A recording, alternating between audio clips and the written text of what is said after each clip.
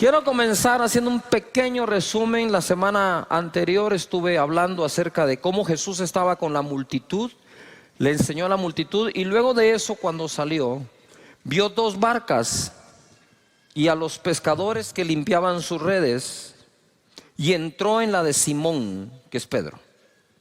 Primero, podemos sentirnos a veces parte de una multitud, y para serles francos, sentirnos parte de una multitud a veces nos hace sentir solos. Pero debemos de comprender que la multitud siguió a Jesús.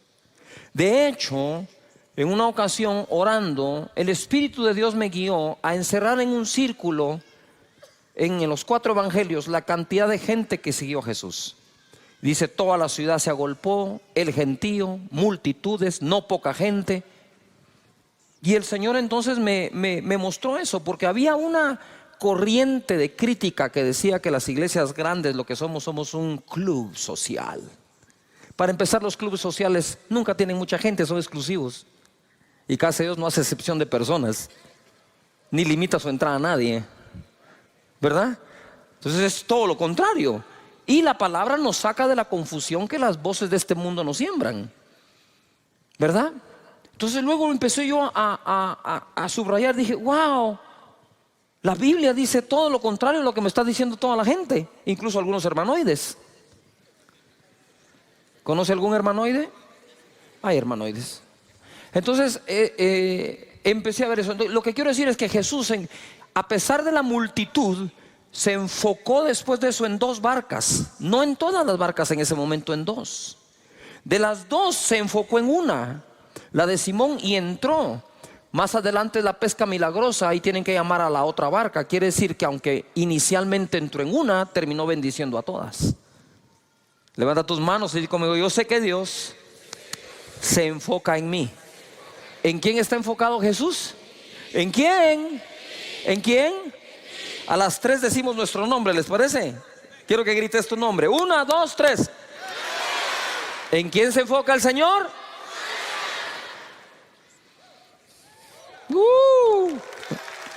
Él se enfocó. Pero después de la pesca milagrosa hay cosas que reparar. La barca se estaban hundiendo, están llenas de agua. Esas las puede reparar un pescador, un experto en barcas. Las redes se rompieron, hay que repararlas. Pero ¿quién reparaba a Pedro, que cuando hace la pesca milagrosa dice: soy un hombre pecador, apártate de mí? Las dos cosas estarían mal. ¿O qué lo hizo creer que era pecador? ¿Que no pescó nada la noche anterior? ¿No es cierto que cuando no te va bien en algo empezás a revisar tu vida? ¿En qué pequé? ¿Cuántos lo hacemos?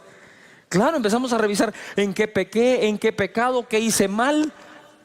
Y tal vez eso surge de algo que llevamos dentro que todavía no ha sido arreglado. Entonces Jesús se enfoca en las 2 barcas, se enfoca en la de Simón, se enfoca en la pesca que necesitaba para que la economía sanara de Pedro, pero además se enfoca en el pescador. Él está enfocado en ti, por encima de tu empresa, por encima de lo que haces, tu profesión o a lo que te dedicas. Él se enfoca en ti. Amén. Muy bien. Ahora quiero entrar a otra parte que tiene que ver con todo lo de las barcas. Les dije que las barcas normalmente se usaban o para transporte de un punto a otro, o se usaban para conseguir la provisión. La pesca era una de las fuentes de ingresos más importantes en Israel, en el mar de Galilea. Por lo tanto, o salían a buscar una provisión o se salían a transportar. Quiero hablarles hoy algo que sucedió mientras se transportaban. Dice Marcos capítulo 6, verso 45: enseguida hizo a sus discípulos entrar en la barca e ir delante de él a Betsaida. Él los hizo entrar en la barca. Se meten a la barca, se me van para Betsaida, en la otra ribera. Entre tanto que él despedía a la multitud. Y después que los hubo despedido, se fue al monte a orar. Usted sabe que yo una vez traté de despedir gente en el templo Pinula. La fila para despedirlos salía del templo, se daba la vuelta a todo el templo, pero nadie se quería despedir, todos querían oración. Yo digo: pues sí, pero ya oré, déjenme darle la mano, darle un abrazo. No, orar. Orar por el papá, por el tío, el hermano, el marido, el exmarido, el suegro, el ex suegro, la mascota, el perro, el gato, todo. Y después que los hubo despedido, se fue al monte a orar.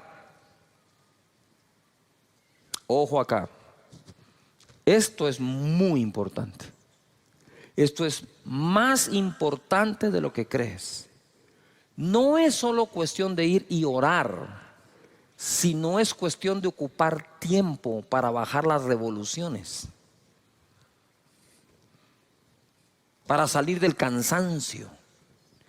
Y nosotros a veces no tomamos tiempo para salir del cansancio. Y hoy les voy a mostrar lo que sucede cuando no hacemos uso de ese tiempo.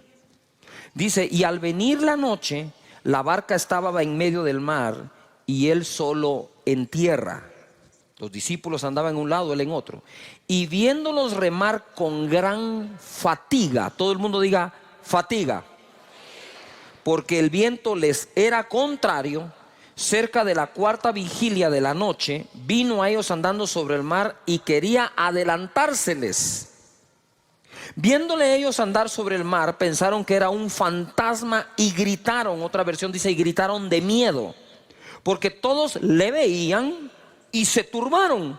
Pero enseguida habló con ellos y le dijo, tened ánimo, yo soy, no temáis, mi presencia siempre está contigo. Eso es lo que les estaba diciendo él. No teman, yo soy, aquí estoy, tranquilos. Y subió a ellos en la barca y se calmó el viento. Y ellos se asombraron en gran manera y se maravillaban, 52 esclavos, porque aún no habían entendido lo de los panes, por cuanto estaban endurecidos sus corazones. ¿Qué es lo que ocurre aquí? Yo quiero que entendamos de dónde viene todo, que no lo leí. Esta es la noche después de un día de trabajo. Él había estado enseñando todo el día en el monte. Y la gente había estado allí y los discípulos le dijeron, despide a la multitud, despide a la gente porque no tienen que comer, ¿verdad? Y fue donde él dice, ustedes denles de comer. Ellos dijeron, no tenemos sino 200 denarios, ¿verdad? ¿Y qué es esto para una multitud? Otro dijo, pero que hay un niño con unos panes y unos peces. Digo, tráiganlo. Los bendijo, los repartió y se multiplicaron a todos. Dijo, hagan recostar a las personas por grupos. A ver, todo el mundo diga, grupos. Más fuerte, grupos. ¿Cómo recostamos a la gente en casa de Dios? ¿En pequeños qué? Señores, esa es una visión del Señor mismo Jesús. Alimentar por grupos. Entonces los tiene a todos allí ahora en grupos. Ellos empiezan a ver el milagro. Tú te imaginas, para la mente de Dios se les multiplica la comida. No paran de darla, de 5 panes y 2 peces. Ahora 5,000 hombres, mujeres y niños comen. Y todo el día enseñó. ¿Cómo estaban al final del día? Cansados, pero Jesús habría de darles una gran lección y le dice, váyanse ustedes del otro lado, al otro lado. Quiero que vayan en el barco al otro lado. Yo los alcanzo después. Cuando él termina de despedir a la multitud, yo no sé qué hora es, pero les tomó la noche entera llegar al otro lado, porque llegó de madrugada donde estaban ellos. Entonces ahora viene él y despide a la multitud y piensa, estoy seguro, debo correr a alcanzar a estos porque ya van a llegar del otro lado. Sin embargo hace una parada y dice, no, voy a subir al monte a orar.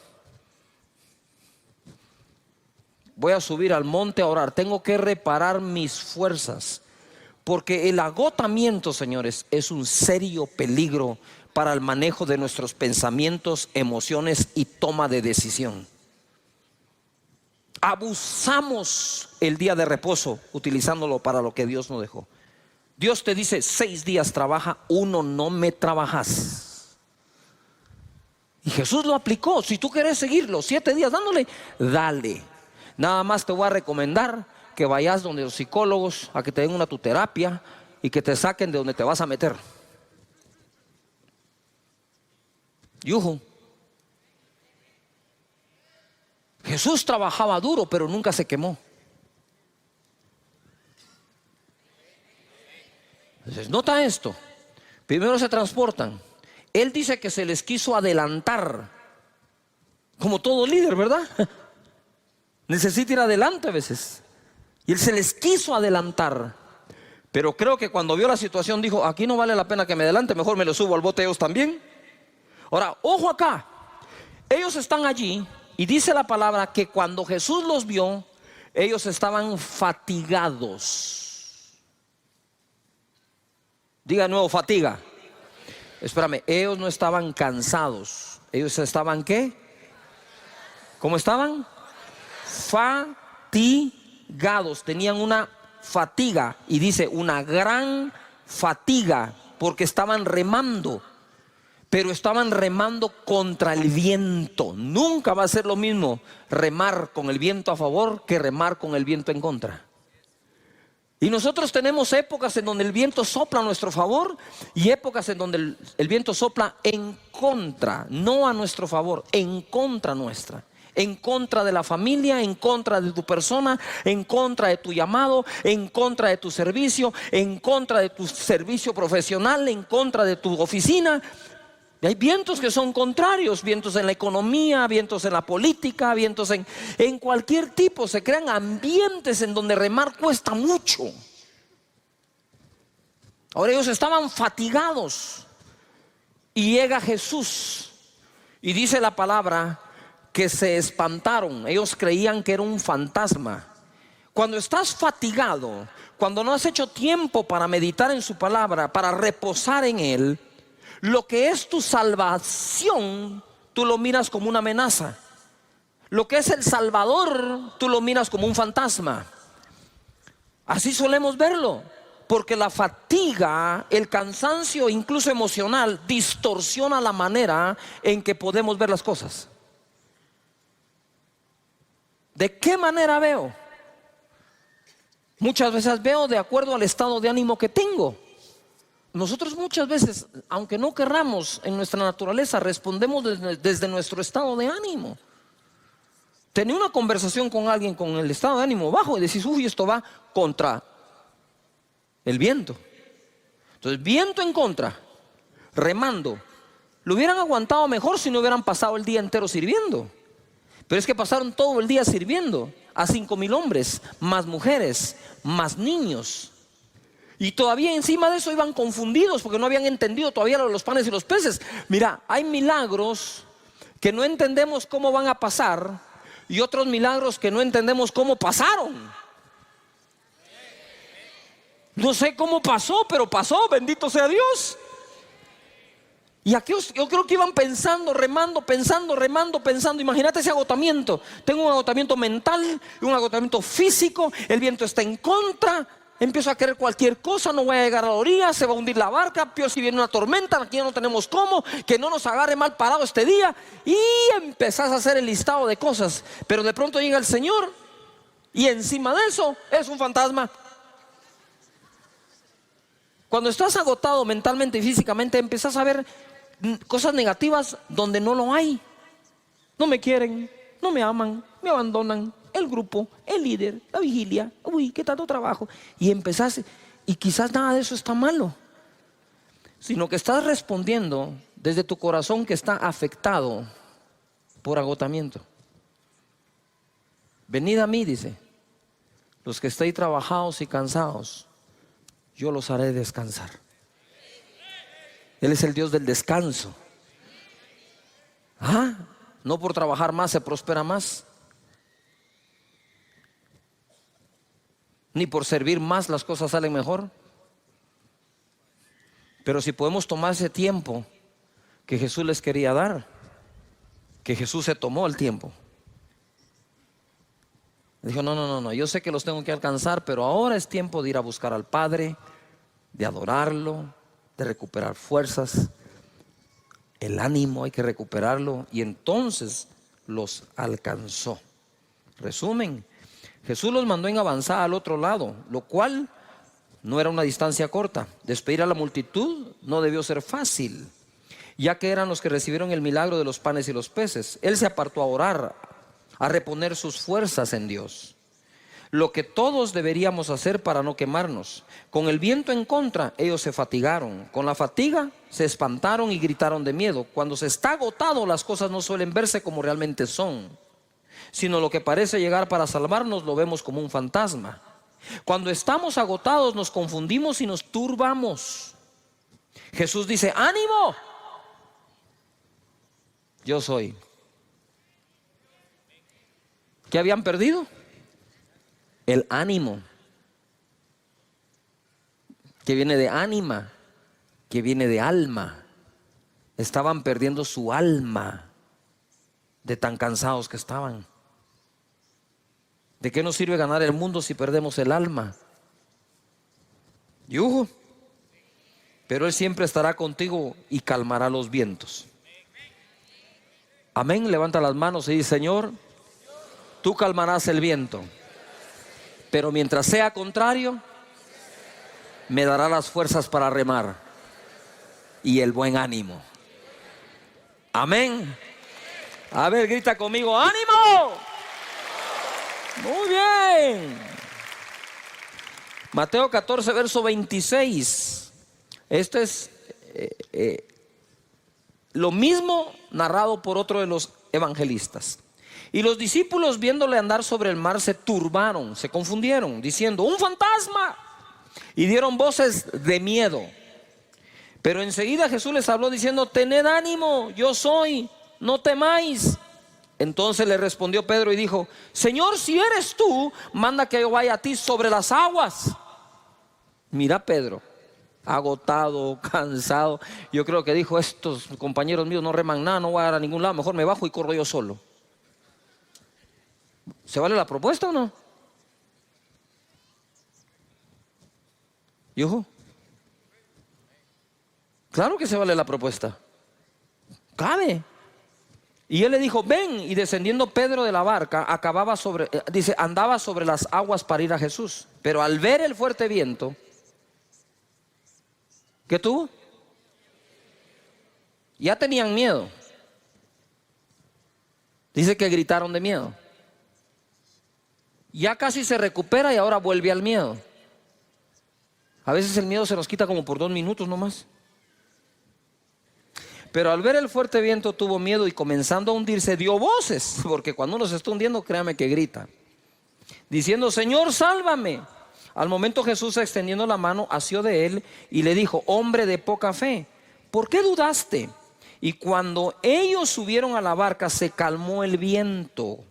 Entonces los que estaban en la barca vinieron y le adoraron, diciendo: verdaderamente eres hijo de Dios. ¿Ah? Pero no era fantasma, pues. Lo que tú hoy ves como un fantasma, lo que te asusta, es lo mismo que después vas a ver tú, que era el Señor que estaba ahí contigo. No te va a dejar. Ahora nota algo, les hablé del enfoque de la multitud. 2 barcas, de las 2 barcas la de Simón. Pesca milagrosa, reparar la barca, reparar las redes, reparar a Simón. Y Dios te va a reparar. Estoy en modo de reparación, di conmigo, estoy en modo de reparación. Y no es que hayas pecado, simplemente hay que reparar cosas dentro. Y Dios te va a reparar, te va a reconstruir por dentro. ¿Me estoy explicando? Y entonces ojo acá, porque viene acá Pedro y él se enfoca, Jesús se enfoca. Pero ahora Pedro también se había enfocado. ¿Qué hizo Pedro? Pedro viene y se enfocó en Jesús. Es un fantasma. Tengan ánimo, yo soy. Y Pedro le responde: si eres tú, tú dijiste que eres tú, tú dijiste eso, ahora si eres tú, manda que yo vaya sobre las aguas. Ven, le dijo, y le dio una prueba de que era él. O sea, ya estaba comprobado, si es él, hay que cobrar nuevo ánimo, no temer, no temas. Entonces él se baja, empieza a caminar por la fe, ¿verdad? Y cuando empieza a desenfocarse, empieza a ver el fuerte viento, tiene miedo y entonces se hunde. Ustedes saben que en casi todos los deportes se habla de la anticipación visual. Anticipación visual es cuando tú anticipas visualmente lo que viene o lo que habrá de venir. Y son diferentes cosas. Por ejemplo, ¿verdad? Cuando un futbolista corre, él debe levantar la cabeza para ver a dónde va el centro. Solo levanta la cabeza. Es impresionante cómo tu cuerpo, tu cerebro, agarra distancia, fuerza, altura, velocidad, efecto. Y una vez lo mira, ¡pah!, patean la bola a la cabeza del que vio. Eso es en distancia corta, mediana o aún larga. ¿Ha visto esos que patean la bola de un extremo a otro de la cancha y al pecho del otro futbolista? ¿Y cómo así? Porque la anticipación visual prepara todo tu cuerpo para actuar. En el tenis no le puedes quitar la vista a la pelota. Aun cuando pegas aquí, viendo, cuidado, el golf, pegas y tienes que dejar la cabeza ahí porque tenías que tener tu mirada ahí. En el esquí siempre esquías 3, 4 curvas adelante. Normalmente en el esquí no esquías el presente, esquías el futuro. No puedes poner la vista acá. ¿Has visto tú a los equilibristas? Van en el equilibrio, no van viendo la cuerda. Si voltean a ver la cuerda, se caen. Tú no tenés que poner tu mirada donde pones los pies. Tú tenés que llevar los pies a donde pusiste tu mirada.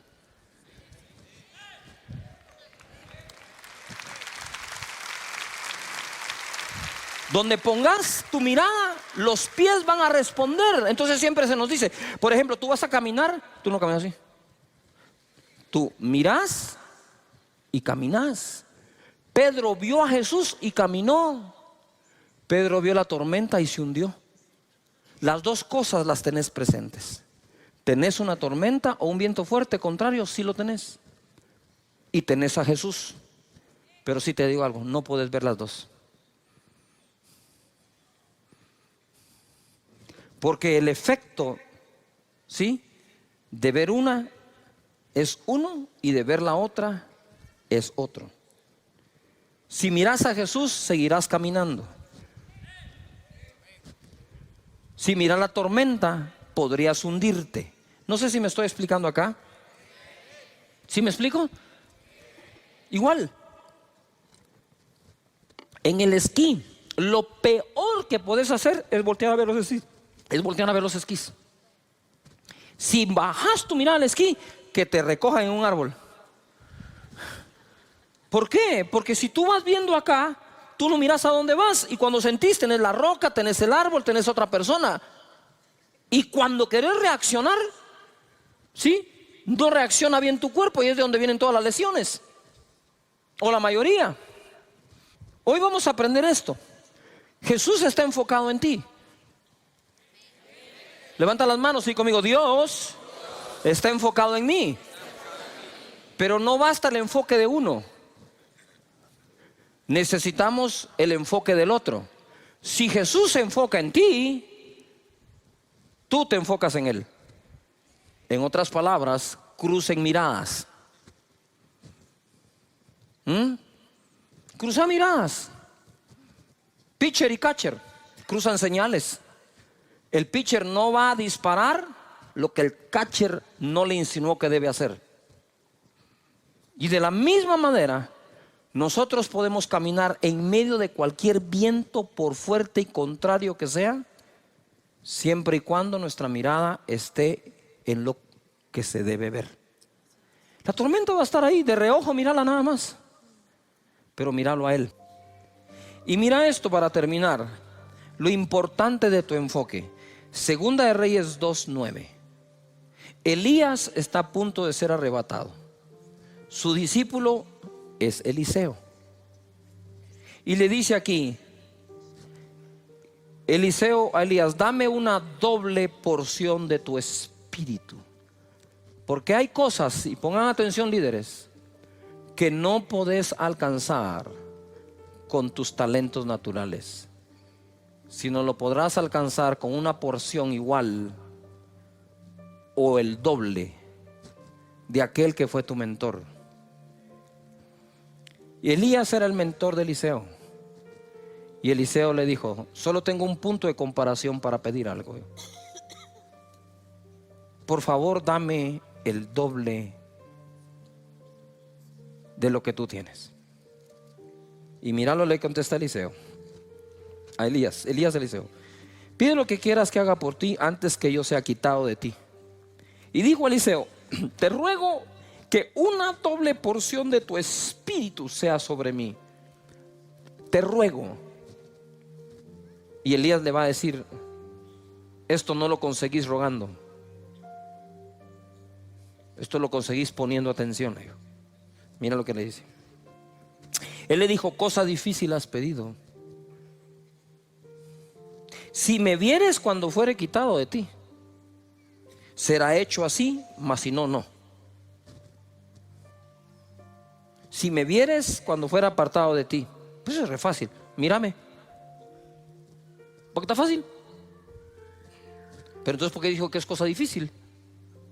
Por lo que ocurre después, dice: y aconteció que yendo ellos y hablando, he aquí un carro de fuego, con caballos de fuego, apartó a los dos, se puso en medio, y Elías subió al cielo en un torbellino. Viéndolo Eliseo,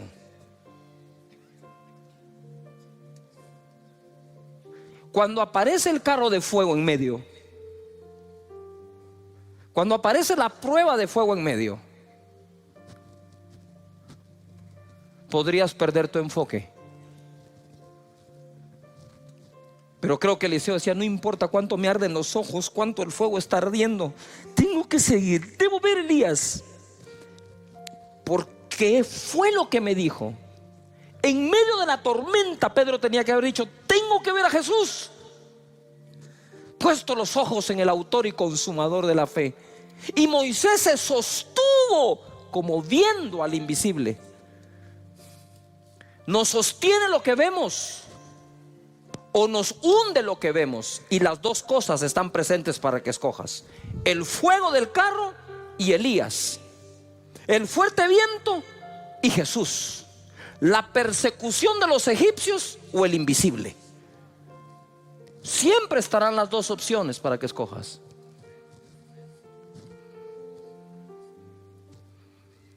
Y dice: y viéndolo Eliseo.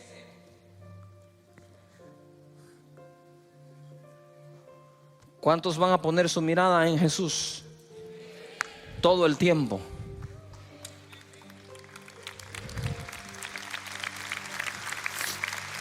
Date cuenta de algo. ¿Por qué ver a Elías? ¿Por qué ver a Elías si fue el miedoso que se fue a esconder en una cueva ante la amenaza de una mujer?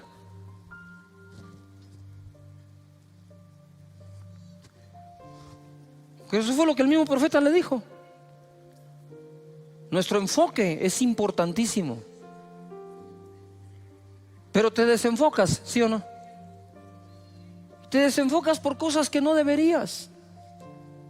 Por problemas con alguien, resbalaste, malas relaciones con personas, porque asumes que alguien no te ama, la situación del país, dimes y diretes, redes antisociales.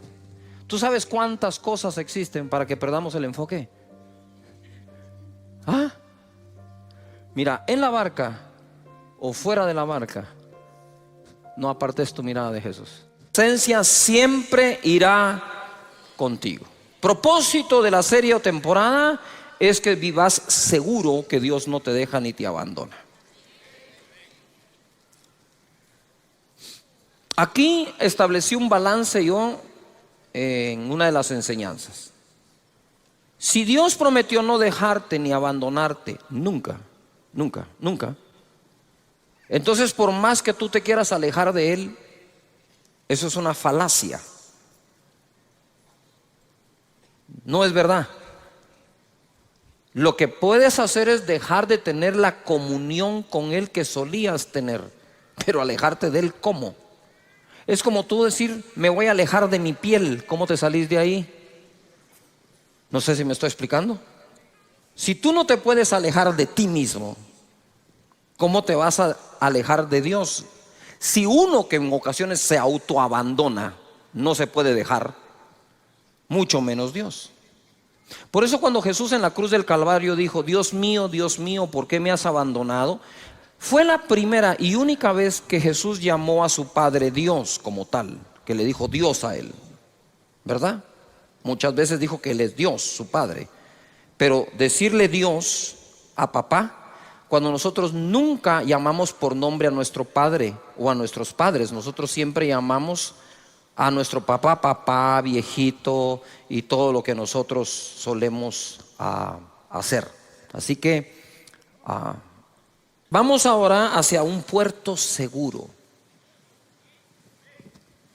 Todos queremos zarpar y navegar a un puerto seguro. Pero no, eso no solo es por agua, por aire también. ¿Cuántos vuelos se cancelan? Y tú dices, pero si el clima aquí está bueno, sí, pero el clima está malísimo, ¿dónde vas a ir a aterrizar? El clima tiene que ser bueno donde despegas y donde aterrizas. Y el clima debe ser bueno de donde zarpas y a donde tú llegas a anclar o el destino que estás buscando. En Hechos 27:13 he estado hablando mucho de esta tormenta que sufrió Pablo. Dice en el verso 23: pues anoche se me apareció un ángel enviado por el Dios a quien pertenezco y sirvo, y me dijo: no tengas miedo, Pablo, porque tienes que presentarte ante el emperador romano, y por tu causa va a librar de la muerte a todos los que están contigo en el barco. Por tanto, señores, anímense, porque tengo confianza en Dios y estoy seguro de que las cosas sucederán como el ángel me dijo. Terminamos hablando acerca del propósito. Los vientos eran contrarios, pero al final fueron favorables. Y hay vientos que son contrarios a nuestra vida, que terminan siendo favorables. Son vientos que al final nos favorecen. Lo que pasa es que durante la tormenta no estamos pensando que lo que nos está pasando pueda ser favorable, pero está escrito que todas las cosas ayudan a bien a los que aman a Dios, a los que han sido llamados de acuerdo a su propósito. Quisiera que en voz alta digas propósito. Si Dios tiene un propósito para ti con los planes de bien y no de mal, para hacerte al final el bien que estás esperando, debes de reposar, descansar, confiar plenamente en que hasta los vientos contrarios te llevan al puerto seguro, que es donde Dios te quiere tener, que es lo que Dios quiere hacer. Entonces ahora vemos acá, ellos se tuvieron que dejar llevar porque ya no pudieron, era demasiado el viento, y por más timón que tenían, pues había que agarrar para donde el viento los estaba llevando, ¿no? Aún así, por impetuoso que sea el viento, podés controlarlo con un timón. Todas las grandes naves tienen timón. Así que confía en el propósito de Dios. Confía que hay cosas que parecen malas pero te llevan a bien. Todo ayuda bien a los que aman a Dios.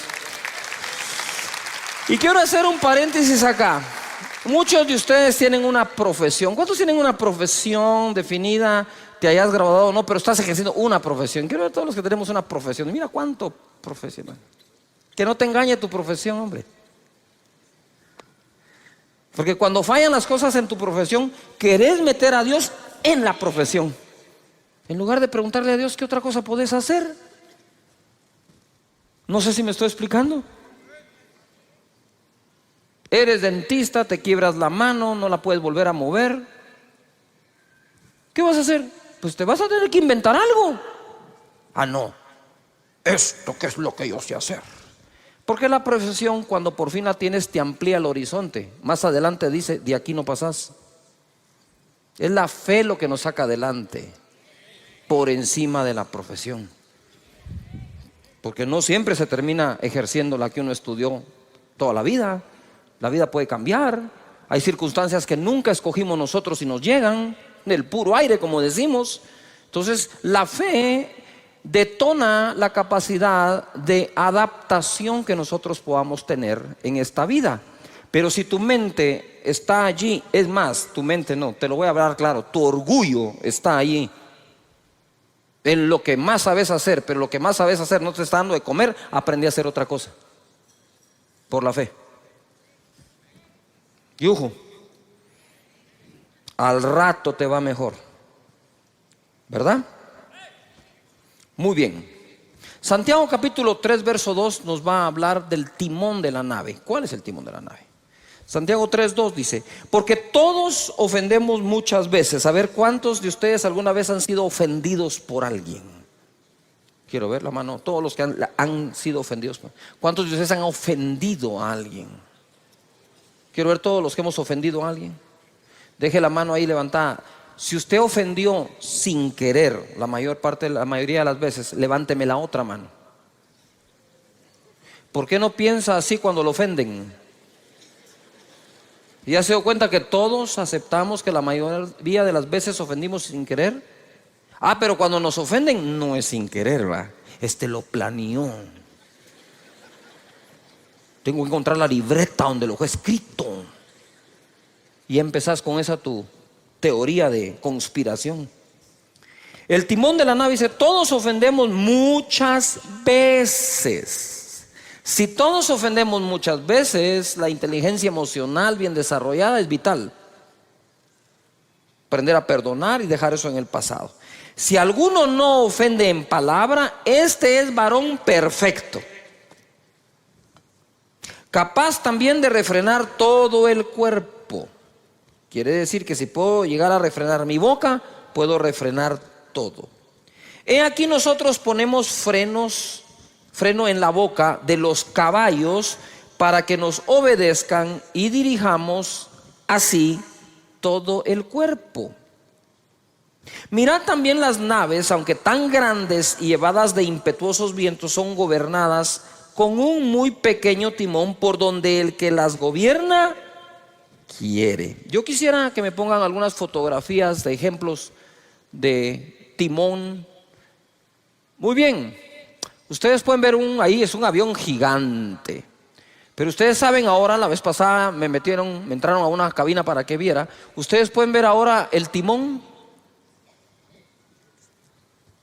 Sí, es un pequeño stick. Cuando yo entré y vi eso dije: ¿y con eso vas a manejar este chunche? Sí, me dijo. Y la verdad, ni con esto, me dijo. Apacha un botón y esto despega, vuela y aterriza solo. Y entonces, ¿para qué te pagan a vos? Le dije: pues por si no funciona. Pero uno entra a un avión de ese tamaño y mira, dice uno: ¿qué pasó con el timón? Este es el timón ahora. ¿Cómo puede llevar usted el control de un avión que puede llegar casi a la velocidad del sonido con ese pequeño timoncito? Pues así es. Es como la palanca, puede ser pequeña, puede mover el mundo. Siguiente ejemplo. Mira un carro de Fórmula 1, 320 kilómetros por hora. 320 kilómetros por hora. Si cuando uno acelera en esos carros potentes a más de 100 de un solo, siente que el estómago lo dejó tirado, en esto a saber qué se debe sentir, pues. Usted sabe que los niños, acá tenemos miembro de la congregación, un joven de 12 años en go-kart va a 130 kilómetros por hora. 130. Este va a 320, 340. Y miren el timón. Y en ese timón lleva el control de todo. Pero deje ese gran carro con potencia.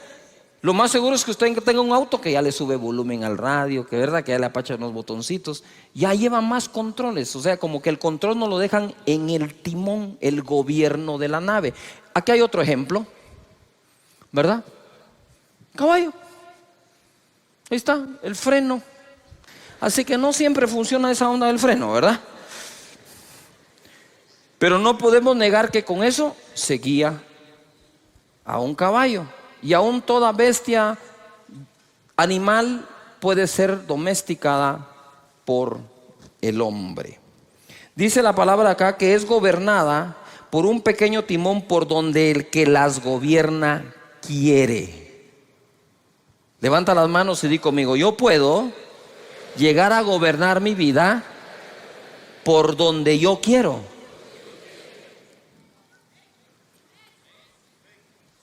Pero hay que aprender a usar el timón. Verso 5. Así también la lengua es un miembro pequeño, ¿verdad? Aunque nosotros siempre tenemos a un amigo que es lengua larga, ¿verdad? Lengua viperina. Pero ¿qué lengua es este, ¿verdad? Así también la lengua es un miembro pequeño, pero se jacta de grandes cosas. Es decir, es capaz de hacer grandes cosas. He aquí cuán grande bosque enciende un pequeño fuego. Basta un buen fosforazo para quemar el bosque entero. Y la lengua es un fuego. Miren lo que es la lengua. La de todos. Si no entendemos la definición que las escrituras le dan, no vamos a saber qué hacer con ella. Y dice, la lengua es un fuego, un mundo de maldad. ¡Yujú! La lengua está puesta entre nuestros miembros y contamina todo el cuerpo. Quiere decir que hay cosas que le pasan a nuestro cuerpo culpa del uso de la lengua. E inflama la rueda de la creación. ¡Yujú! Y ella misma es inflamada por el infierno. Cuando uno lee este verso le dan ganas de arrancarlo, ¿verdad? No de subrayarlo, sino de tacharlo, porque de verdad es muy fuerte.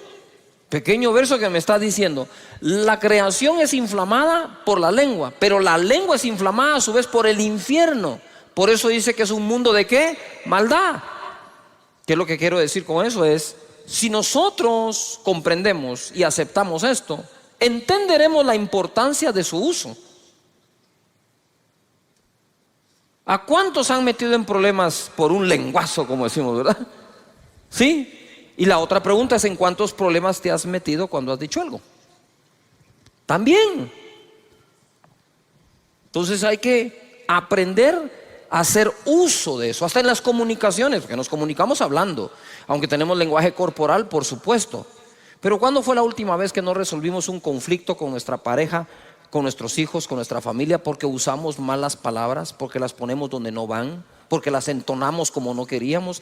¿Cuántas veces nosotros hemos dicho, uy, no, eso no es lo que quiero decir, eso no era lo que quería decir, yo no te dije eso? ¿Cuántas veces hacemos eso? La pregunta que te quiero hacer hoy es, para que la meditemos, ¿hasta dónde te ha llevado eso? ¿Hasta dónde te puede llevar eso? ¿A la destrucción de una relación? ¿De una amistad? ¿De un país? ¿Acaso no fue a través de palabras que nos han querido destruir? Palabras sacadas de contexto. La lengua, que es un mundo de ¿qué? De maldad. Pero es así.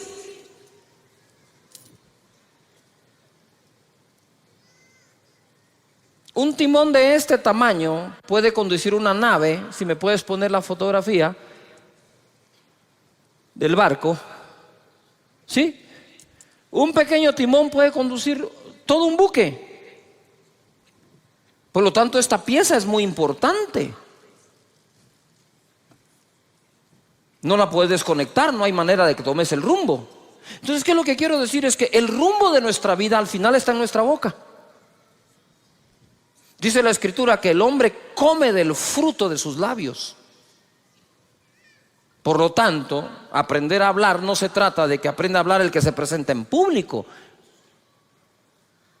Debemos hablar en público aquellos que sabemos hablar en privado o sostener una conversación con una persona. De tal manera que nosotros le hemos restado importancia a una conversación, y dice la Biblia, las malas conversaciones corrompen las buenas costumbres. Entonces quiere decir que ese bendito timón tenemos que aprender a usarlo. Ojo acá, así como puede ser inflamado por el infierno, así como esa lengua puede inflamar la rueda de la creación, como un pequeño fósforo puede incendiar un bosque, también lo mismo lo puede apagar. También lo mismo puede ser usado para bien o para bienestar. Por algo Jesús es la palabra de Dios encarnada.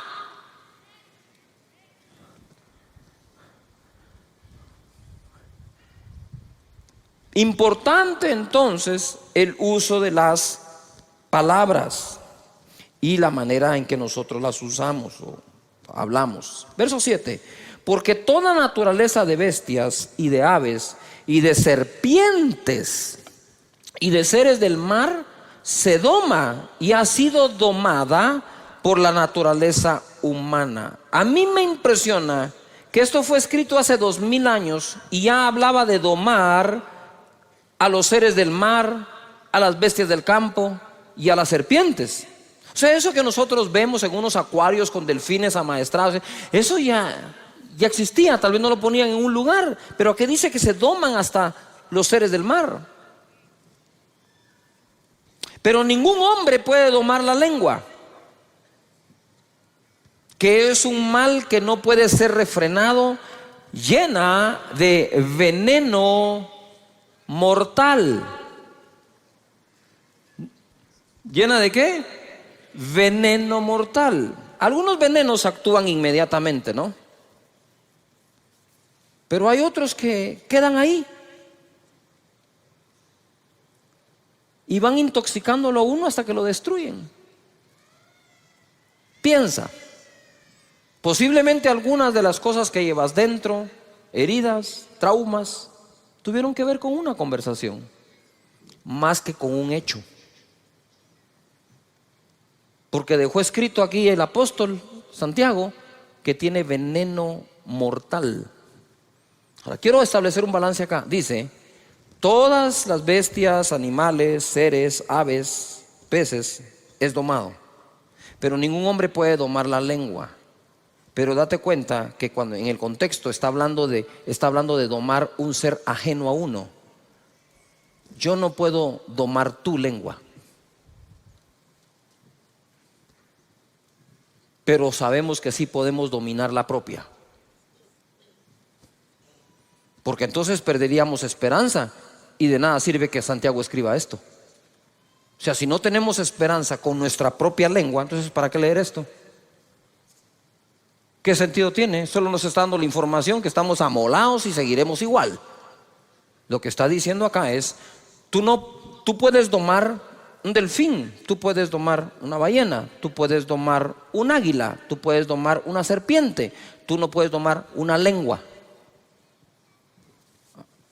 ¿Cuál lengua? La del otro. Tú no tienes control sobre las palabras que el otro va a decir, pero tú puedes tener dominio sobre las palabras que tú vas a usar. Jesús lo demostró. Amén. Luego dice acá, con ella, por eso está aquí, con ella bendecimos al Dios y Padre. Con ella maldecimos a los hombres, ojo, que están hechos a la semejanza de Dios. Entonces yo me ponía a meditar, si yo puedo respetar a Dios, ¿por qué no puedo respetar a lo que más se asemeja a Él? Si respeto al Creador, debo respetar a la criatura. Si respeto al Creador, debo respetar la creación. Si la mejor forma de llegar a ser ecológico es respetar al Creador de la ecología. ¿Me estoy explicando acá? Porque si respeto al Creador, voy a respetar su creación. Si hablo bien del Creador, ¿por qué no hablar bien de la criatura? Si no hay persona a la que no se le encuentre alguna virtud y se pueda hablar bien de él. Pero si la costumbre es encontrar el defecto para hablar del defecto, entonces no estamos tomando dominio sobre el timón de nuestra vida. Siempre que has hablado mal de una persona, o cuando hablamos mal de alguien y aún no nos consta, ni a nosotros nos queda buen sabor. Pero cuando hablas bien de alguien, ¿cómo te sentís? Te sentís bien, Te sentiste incluso que le hiciste un bien a una persona, que el que te oyó se fue con un agrado. Qué feo es sentarse con una persona que siempre está hablando mal de algo o mal de alguien. Uno no quiere estar sentado ahí en un momento y dice, ay, qué feo está esta onda, ¿verdad? Es como que te sirvan comida agria. Entonces dice aquí la escritura, con ella bendecimos a Dios, pero con ella maldecimos a los hombres. Y esto es lo que me llamó la atención y lo subrayé, que están hechos a la semejanza de Dios. Entonces, si yo hablo bien de Dios y bendigo a Dios, debería otorgarle una bendición semejante al que está hecho o creado de forma semejante. No sé si me estoy explicando. Voy a tratar de hacerlo de nuevo. Si yo bendigo a Dios, entonces con una bendición semejante a la que le doy a Él, voy a bendecir al que está creado semejante a Él. ¿Me expliqué? Pero si estamos creados semejantes a Dios, ¿por qué vamos a hablar de los semejantes a Dios como que estuvieran totalmente retirados de Él?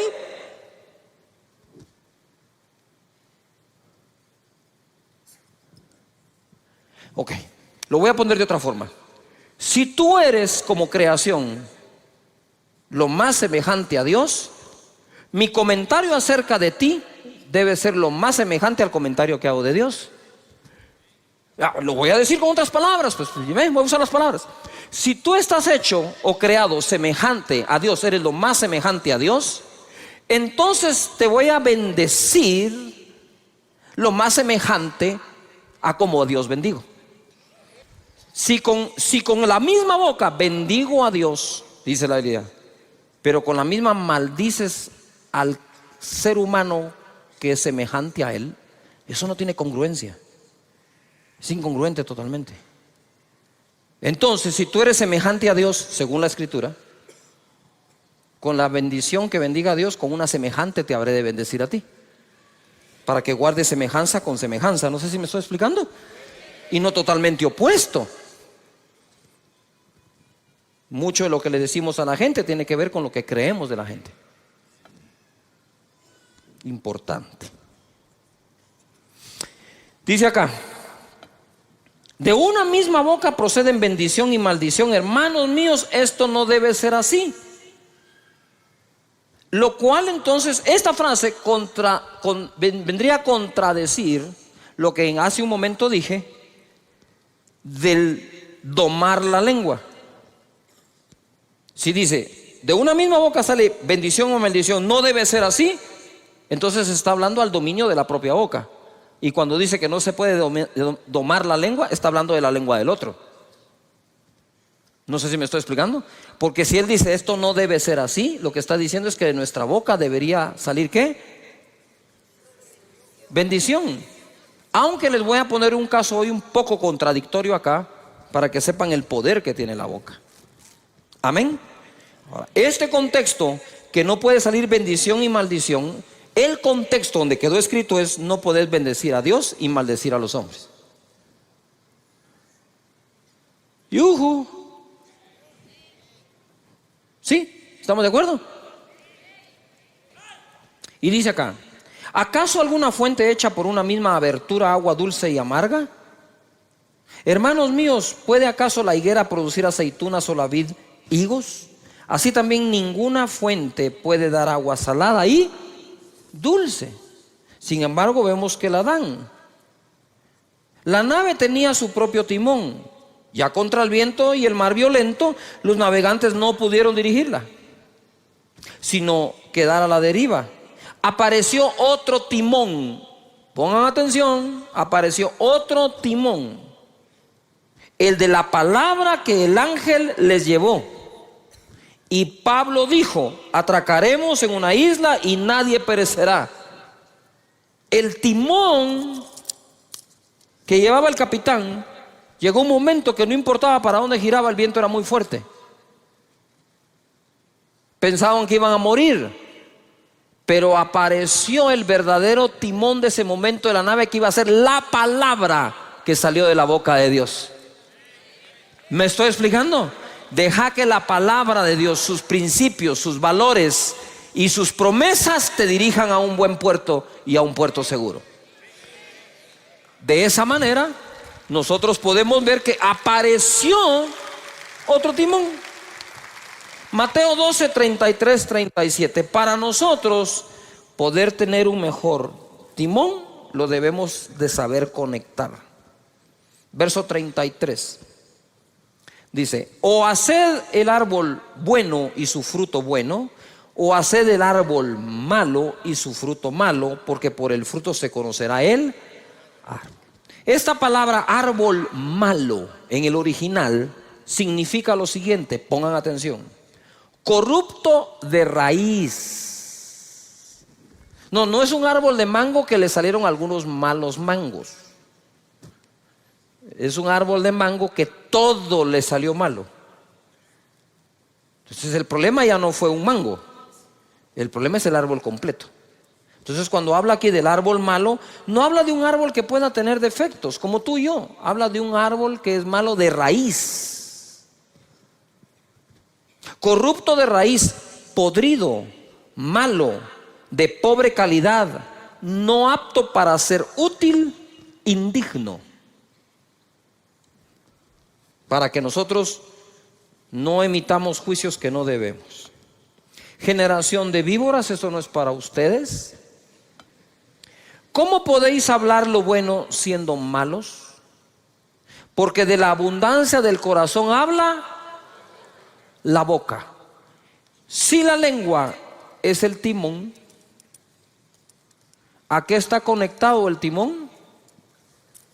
Al corazón. Si quiero mejorar el timón, pues debo mejorar el corazón. Porque dice después la escritura acá: el hombre bueno del buen tesoro del corazón saca ¿qué? Buenas cosas. Buenas cosas significa distinguido, agradable, excelente, correcto, placentero, saludable, útil, de buena naturaleza. Y el hombre malo del mal tesoro saca malas cosas. Ya dije que es el verbo, que es el calificativo para árbol malo. Ahora escucha el de malas cosas. Significa maldad. Malas cosas. Saca malas cosas, saca maldad. Diabólico, débil, inútil, desagradable, incorrecto, Satanás. O sea que hay gente que el diablo se le sale por la boca.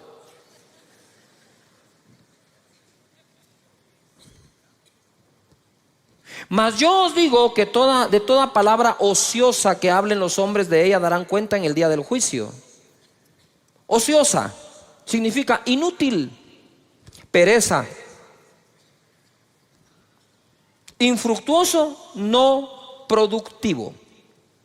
Verso 37, porque por tus palabras serás justificado y por tus palabras serás ¿qué? Condenado.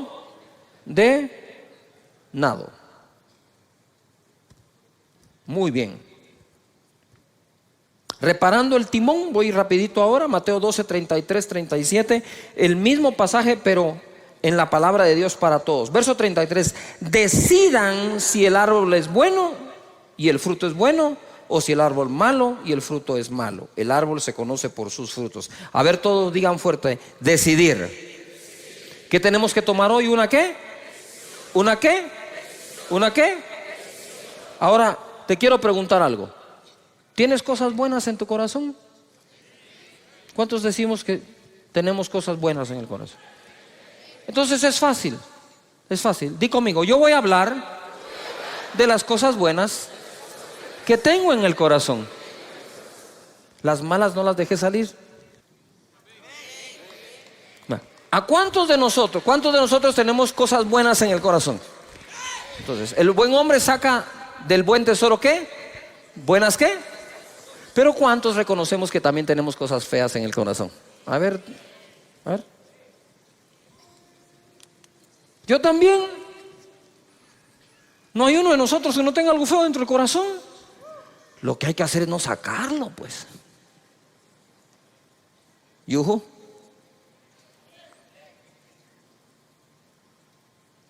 Tratarlo, sanarlo.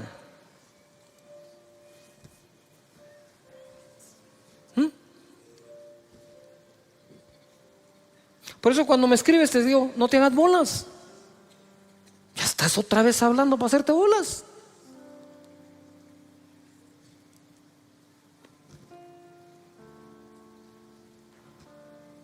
¿Yuju? Claro que sí. La vez pasada iba jugando con unos amigos, hice un mal tiro y los amigos me decían, decilo, me decían. Saca esa palabrota. No, hombre, ni siquiera la estoy pensando. Pero si le agarra a pensar, lo que hay que hacer es procurar no sacarla. Todavía están acá. Porque todos tenemos cosas buenas y cosas malas dentro. Pero entonces dejemos que fluyan las buenas y abstengámonos de hablar de las malas. ¿Podríamos aplicar eso a las demás personas? ¿Sabes algo bueno de alguien? De eso habla de él. Si otro va a hacer el trabajo sucio, déjalo que sea otro, pero no tu boca. Amén. Porque debemos de bendecir a Dios. ¿Y bendecir a qué? A los hombres. Y sigo, ¿estamos de acuerdo? 34, partida de víboras, dice acá. ¿Cómo pueden ustedes hablar lo bueno siendo tan malos? Lo que uno dice muestra lo que uno es en su corazón. ¿Yuju? Lo que uno dice muestra lo que uno es. El que es bueno lo es en su interior y habla de lo que tiene allí. De igual manera el malo lo es en su interior y habla de lo que tiene allí. Pero yo les digo que en el día del juicio la gente tendrá que dar explicación por cada una de las palabras inútiles que dijo. Las palabras que dijiste servirán para juzgarte, ellas te aprobarán o te condenarán. Efesios capítulo 4 verso 29 en la versión lenguaje actual dice: no digan malas palabras. Y dice, mira, al contrario, digan siempre cosas buenas que ayuden a los demás a crecer espiritualmente, pues eso es muy necesario. No hagan que se ponga triste el Espíritu Santo de Dios. Si algo pone triste al Espíritu es el uso de las palabras. Y por último voy a ir a esto, un controversial ejemplo. Por el amor de Dios, no se me vayan. ¿Sí? Todavía déjenme terminar esto porque quiero cerrar la serie con broche de oro. En Marcos capítulo 11 verso 21, bájame un poquito. Dice, entonces Pedro acercándose le dijo: maestro, mira la higuera que... ¿La higuera que qué? La higuera que qué se ha secado. ¿Tú creerías que Jesús maldijo? Pues a la higuera sí. Jesús el día anterior le dijo: nunca jamás alguien vuelva a comer de tu fruto. Y se secó. Quiero que tomen en cuenta esto, porque esto es muy poderoso. Respondiendo Jesús le dijo: tened fe en Dios, porque de cierto os digo que cualquiera que dijere a este monte: quítate y échate en el mar, y no dudar en su corazón, sino creyere, será hecho lo que dice. Y lo que diga, dice, le será ¿qué? Por tanto os digo que todo lo que pidiereis orando, creed que lo recibiréis y os vendrá. Y Pedro dijo: el que quiere amar la vida, el que quiere amar la vida y ver días buenos, refrene su lengua de mal y sus labios no hablen engaño. Entonces, ¿en dónde está nuestro futuro? En nuestra boca. ¿Por qué creen que siempre confesamos con una confesión que en la boca hay un milagro? Eso no es un dicho así nomás, que bonito para empezar un discurso. Eso tiene sentido. Y ahí todos los domingos te lo repito: voy a hablar palabras de bien y no de mal, de salud, no de enfermedad, de riqueza, no de pobreza, de bendición, no de maldición, porque en mi boca está el control.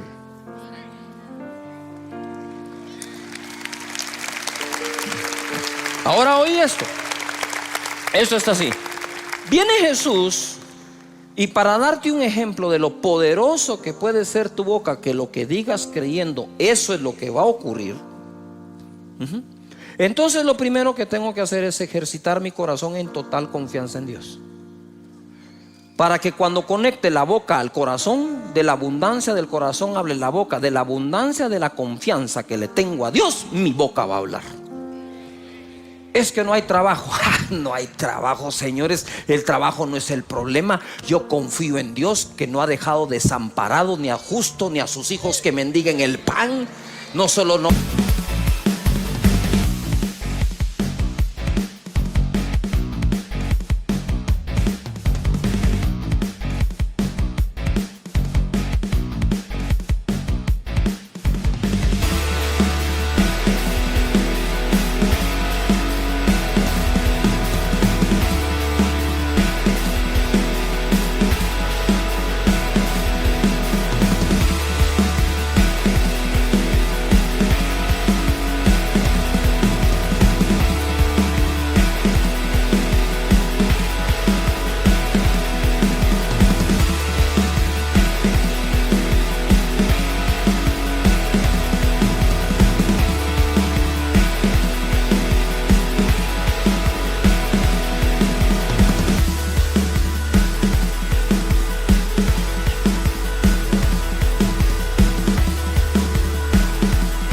Si no hay trabajo, va a haber abundancia de pan en la casa de mi padre. Eso es lo que hay. Pero ¿por qué sale eso? Porque adentro hay confianza. Pero cuando adentro hay una desconfianza hasta en Dios, habiéndote leído esos 233,000 escrituras, porque el corazón vive con tanta desconfianza, que cuando viene la prueba, desde la desconfianza usas el timón. ¿Y a dónde te va a llevar el timón? A ese puerto inseguro. Pero cuando tenés total confianza en Dios y sus promesas, y como dijo mi hijo hace unos cuantos domingos, dijo: Dios tiene planes de bien y no de mal. Pero por encima de confiar que el plan es bueno, hay que confiar que el planificador es mejor. Por eso Pablo decía: todas las cosas ayudan a bien a los que aman a Dios, a los que han sido llamados de acuerdo a su propósito. Él pudo decir eso, no porque un ángel se lo dijo. Él pudo decir eso porque, habiendo tenido vientos contrarios, llegó al puerto donde debía ir. Llegó a una isla donde incluso una serpiente lo mordió. Y no hay serpiente que te vaya a detener del cumplimiento de tu propósito en esta vida. Ahora voy, ¿verdad? Mejorar el corazón. ¿Cómo puedo mejorar el corazón? Lo que llevo adentro, meditando. Dios es bueno, su misericordia es para siempre, su gracia es sobreabundante, nunca me ha dejado, nunca me dejará. Cuando tenés esa confianza, el timón se compone. Y por último, ¿por qué puse ahí un ejemplo controversial? Porque para decirte que todo lo que digas creyendo que lo recibiréis vendrá, el ejemplo que puso fue la maldición de una higuera, no la bendición. Él no llegó donde una higuera seca y le dijo: para mañana tendrás fruto, y lo puso por ejemplo. ¿Por qué puso por ejemplo la maldición? Para que cuides tu boca. Porque así como se cumple lo bueno que decís, se puede cumplir lo malo. ¿Cuántas veces pasé yo por ese pasaje y no me detuve a meditar que fue una maldición la que usó de ejemplo? La maldición de una higuera. Entonces lo que te está diciendo es: hey, ten cuidado, porque tu boca es tan poderosa para secar una higuera que podría secar tu negocio, que podría secar tu familia, que podría secar tu grupo, que podría secar tu nación, por andar hablando lo que no tenés que hablar. Mejor hace fructificar tu familia, fructificar tu nación, fructificar tu negocio. Porque al fin y al cabo la Biblia dice que el hombre come del fruto de sus labios. Cuando tú entres a tu trabajo, a tu comercio, vas a tener que hablar palabras conmigo: Señor, hazme sabio para elegir sabios. Amén. Si uno no es sabio, ¿cómo reconoce al sabio?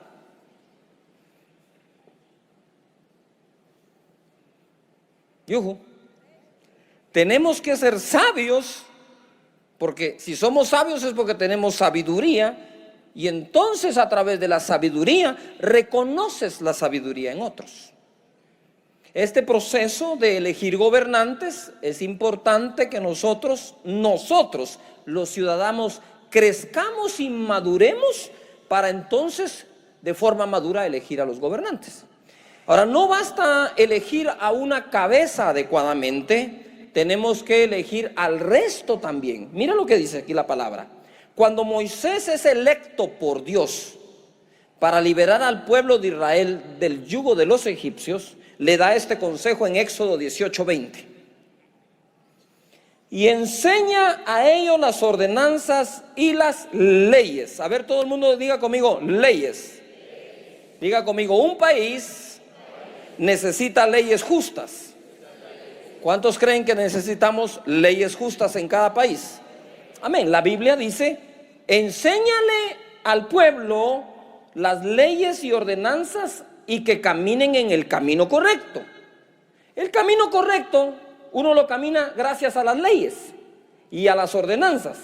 Usted va en una carretera y le ponen camino sin fin, no siga.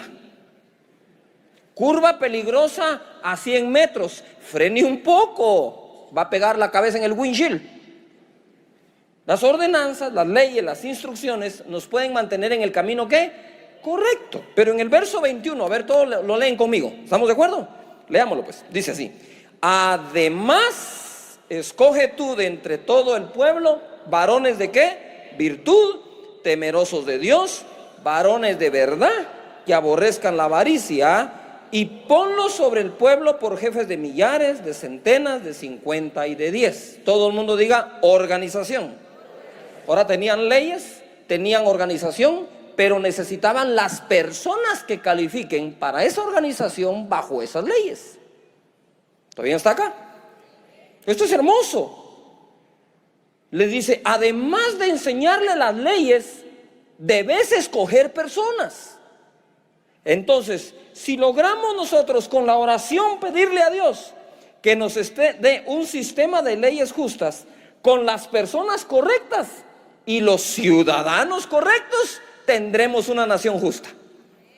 Amén. ¿Cuántos están dispuestos a poner su granito de arena en lo que a ti te toca para que esta nación sea leída como una nación de justicia? Amén.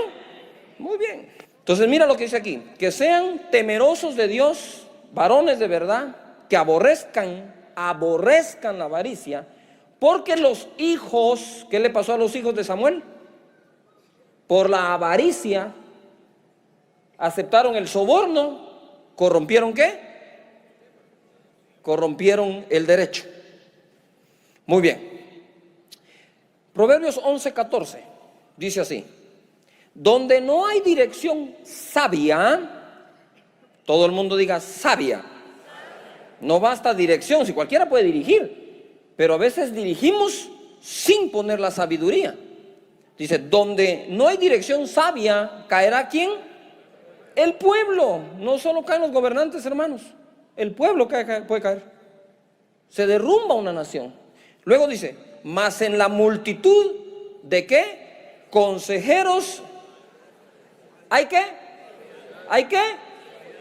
Muy bien. Entonces cuando uno va a elegir un presidente, debe de procurar a través de lo que se pueda y de quien se pueda averiguar si los consejeros de esas personas realmente son sabios, porque en ese consejo sabio lo que hay es seguridad. Y si queremos una nación con seguridad, lo que necesitamos es una nación sabia, que cuente con buen consejo, oportuno, a tiempo, correcto. Que la gente cuando vaya a hacer algo, alguien le diga, eso no es de Dios. Y el otro va a decir, pero eso conviene. Aunque convenga, no importa que convenga. Si no es de Dios, no. Porque el principio de la sabiduría es el temor de Jehová. Si no tememos a Dios, no podemos gobernar. ¿Cómo así temer a Dios? Es un respeto a Dios, porque la tierra, la plenitud y todo lo que en ella hay, ¿sí? El propietario es Dios. Si el propietario es Dios, a Dios le vamos a dar ¿qué? Las cuentas.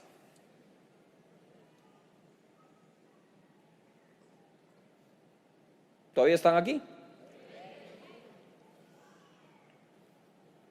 Nuestro sistema de creencias son importantes como ciudadanos. ¿Qué creemos? ¿En quién creemos? Practicamos lo que creemos.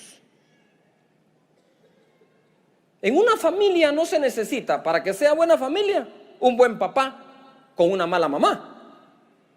Usted necesita un buen padre, una buena madre y buenos hijos. La suma de esto da una buena familia.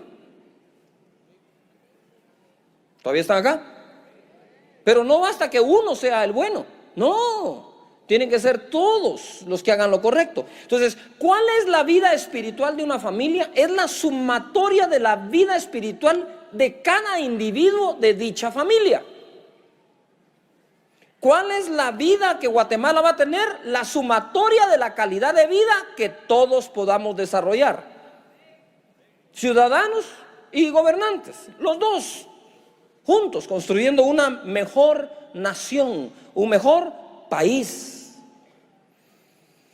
En Primera de Reyes, capítulo 3, verso 7, se pone esto más que hermoso. Me gusta esto.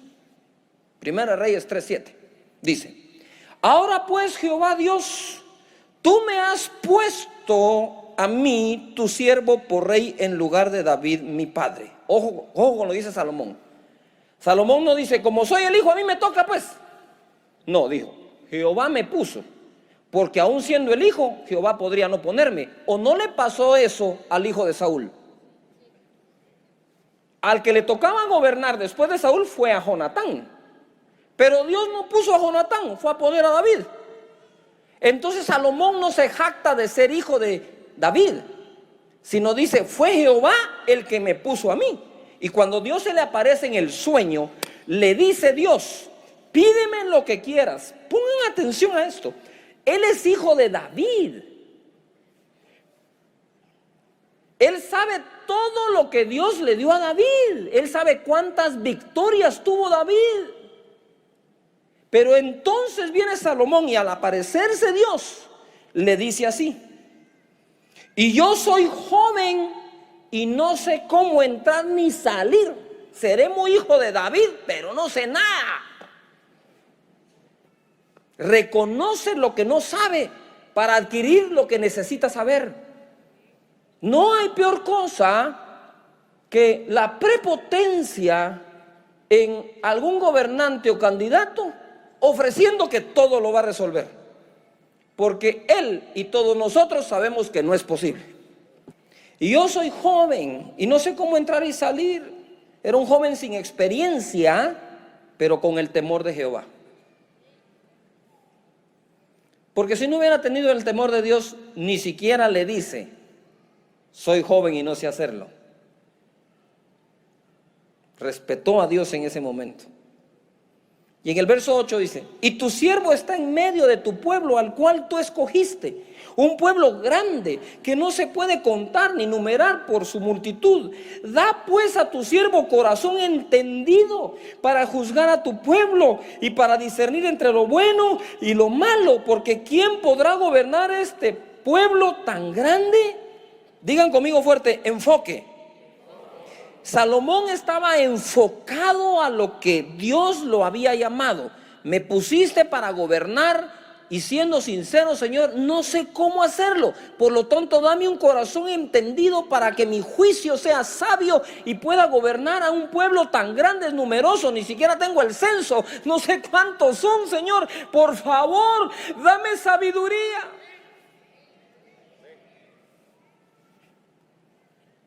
Y agradóle delante del Señor que Salomón pidiese esto, y le dijo Dios, porque has demandado esto y no pediste para ti muchos días, ni pediste para ti riquezas, ni pediste la vida de tus enemigos, sino que demandaste para ti inteligencia para oír juicio He aquí lo he hecho conforme a tus palabras. He aquí que te he dado corazón sabio y entendido, tanto que no ha habido antes de ti otro como tú, ni después de ti se levantará otro como tú. 13. Y aún también te he dado las cosas que no pediste, riquezas y gloria, de tal manera que entre los reyes ninguno haya como tú en todos tus días. Ponga atención. ¿Qué le pasó a los hijos de Samuel? Fueron presos de la avaricia, soborno, corrompieron ¿qué? El derecho, porque lo que andaban buscando en el cargo era ¿qué? Riqueza. Y cuando Salomón le pide sabiduría para hacer su oficio y su trabajo bien, entonces Dios le dice, además te daré la riqueza. Dios encuentre para este país gente deseosa de gobernar verdaderamente con sabiduría y que no se preocupe de sus riquezas, porque si a Dios obedece, también le dará riquezas. También lo va a bendecir.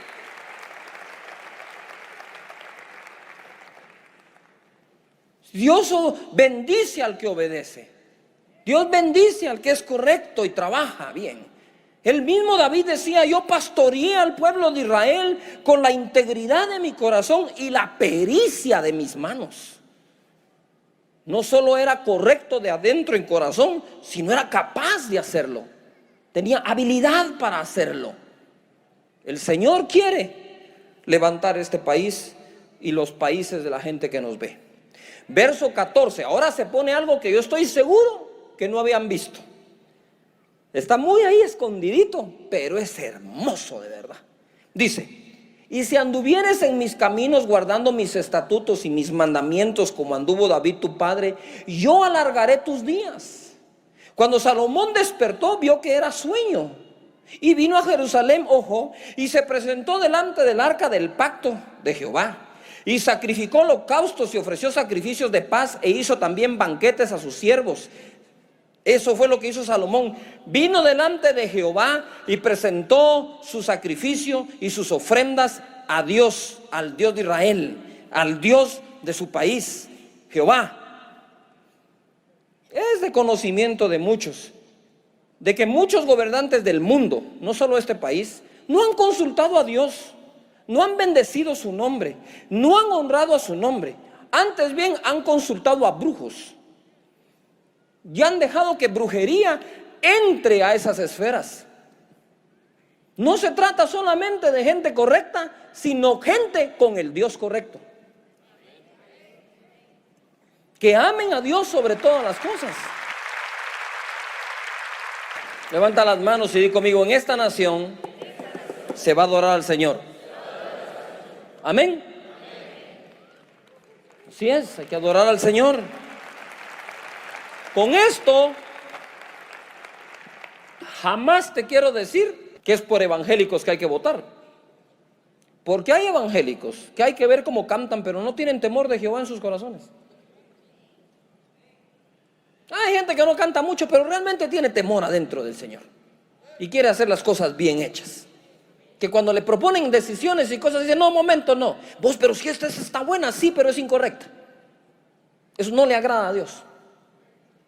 Vamos a hacer las cosas que a Dios le agradan. En otras palabras, el temor de Dios es, no se pase de inteligente, pues.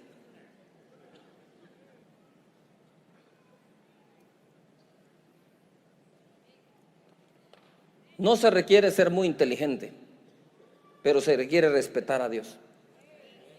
De Dios es esta tierra. De Dios es.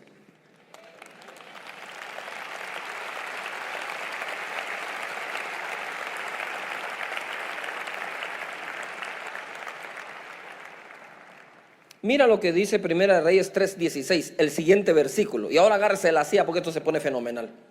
Y dice aquí, en aquel tiempo vinieron al rey 2 mujeres rameras y se presentaron delante de él para que juzgara un caso. ¿Cuál era el caso? Pero pongan atención, el caso era este. Llegan las 2 rameras y una le cuenta la historia. Mira, le dice, yo tuve un bebé, a los pocos días mi compañera tuvo su bebé, y pasado un tiempo una de ellas se durmió sobre su bebé y murió.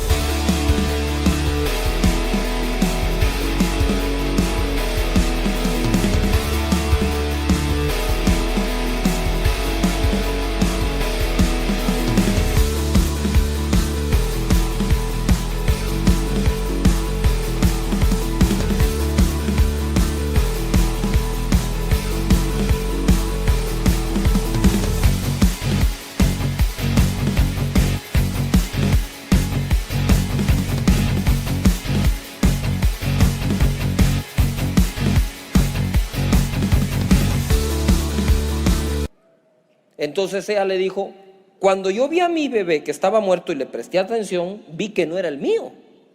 A mí me cambiaron el bebé, ¿verdad? Y la otra dijo, no, no, no, ese es tu bebé, el que está vivo es el mío si estaba en mi cama. Y empezaron a discutir ellas, ¿verdad? ¿De quién era ese bebé? Y viene Salomón, la historia ustedes la conocen, y dice, ¿saben qué? Traigan el bebé y pártanlo a la mitad. Denle la mitad a una y la mitad a la otra. Y entonces la verdadera madre levanta la mano y dice, no, denle el bebé a la otra, pero no lo maten. Y Salomón dice, ella es la verdadera madre, désenlo. El primer caso que va a juzgar como gobernante Salomón es el de una ramera. ¿Quién le haría hoy justicia a una prostituta?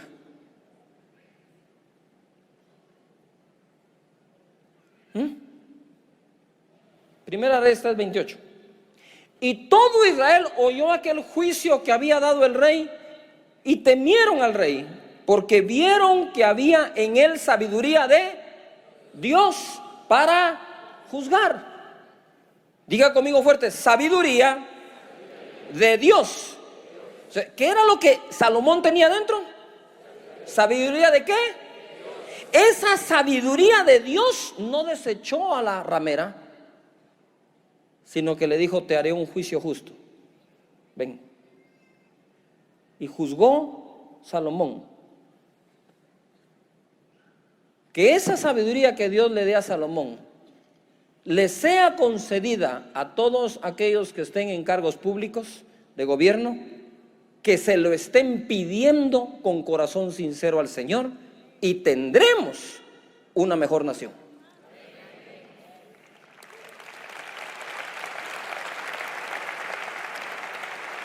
No se trata, señores, de ser católico evangélico, en este caso se trata de ser sabios, de tener la sabiduría de Dios.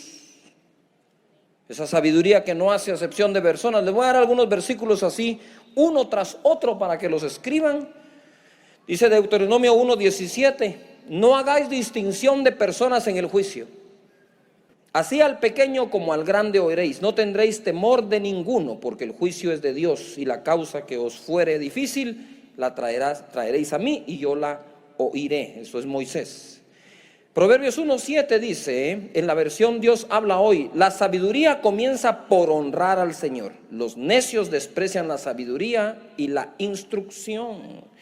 Proverbios 31:4. No es de los reyes Olemuel, no es de los reyes beber vino, ni de los príncipes la sidra. Está hablando de embriagarse. Dice, no sea que bebiendo olviden que la ley y perviertan el derecho de todos los afligidos. Aquí le están dando un consejo a un gobernante que estaba tomando.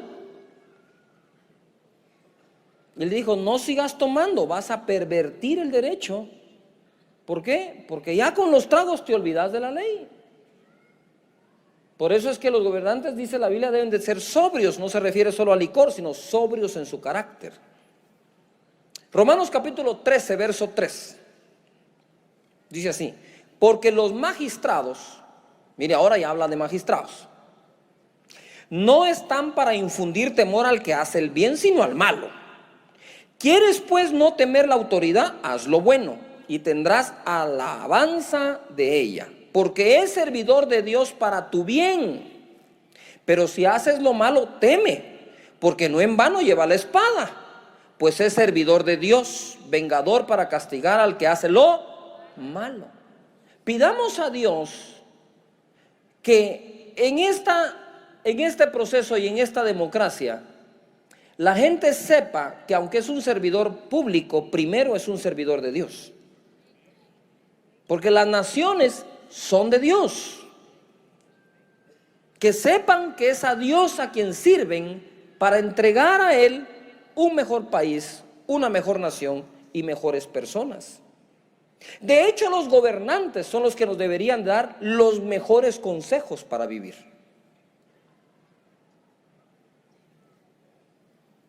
Como era en este tiempo. Dice aquí, verso 5, por lo cual es necesario estarles sujetos, no solamente por razón del castigo, sino también por causa de la conciencia. Pues por esto pagáis también los tributos o impuestos, porque son los servidores de Dios que atienden continuamente a esto mismo. Pagad a todos lo que debéis, al que tributo, tributo, al que impuesto, impuesto, al que respeto, respeto, al que honra, honra. No debáis a nadie nada, sino el amaros los unos a los otros, porque el que ama al prójimo ha cumplido la ley. Entonces, toda ley debe ser escrita para que se cumpla, ¿qué? Mandamiento de Dios, amar al prójimo. Las leyes deben de buscar que los ciudadanos practiquemos el amor de los unos para con los otros que Dios nos da. Dice la palabra aquí en Proverbios 14:34, la justicia engrandece a la nación, mas el pecado es afrenta de las naciones. Se lo leo en la versión Dios habla hoy. Leámoslo todos juntos, por favor. La justicia es el orgullo de una nación. El pecado es su vergüenza. Levanten las manos y digan: Señor, danos una nación donde exista la justicia y eso sea nuestro orgullo. Amén. Muy bien. Eclesiastés capítulo 10, verso 16. Ay de ti, tierra, cuando tu rey es muchacho y tus príncipes banquetean de mañana. Bienaventurada tu tierra cuando tu rey es hijo de nobles y tus príncipes comen a su hora para reponer sus fuerzas y no para beber. Este mismo verso en la versión Dios habla hoy dice: dichoso el país que tiene un rey honorable y en el que los gobernantes comen a la hora de vida para reponer sus fuerzas y no para emborracharse.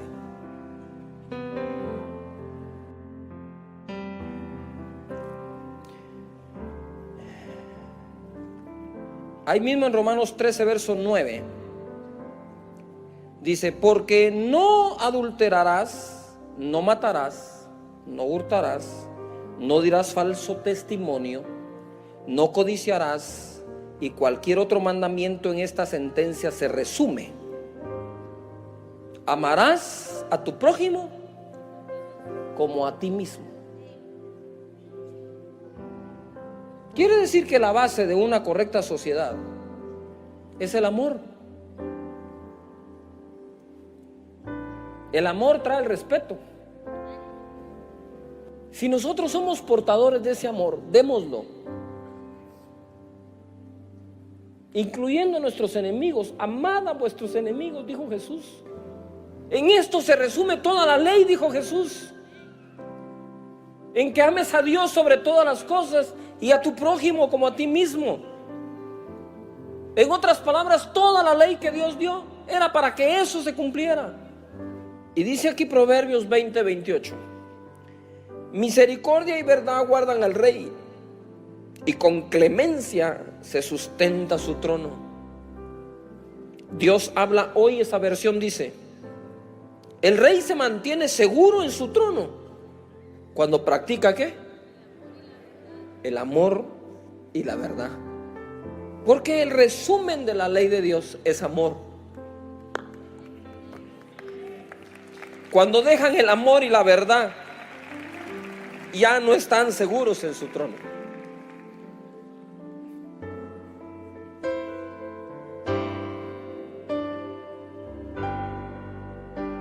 ¿Qué tenemos que practicar? El amor y ¿qué?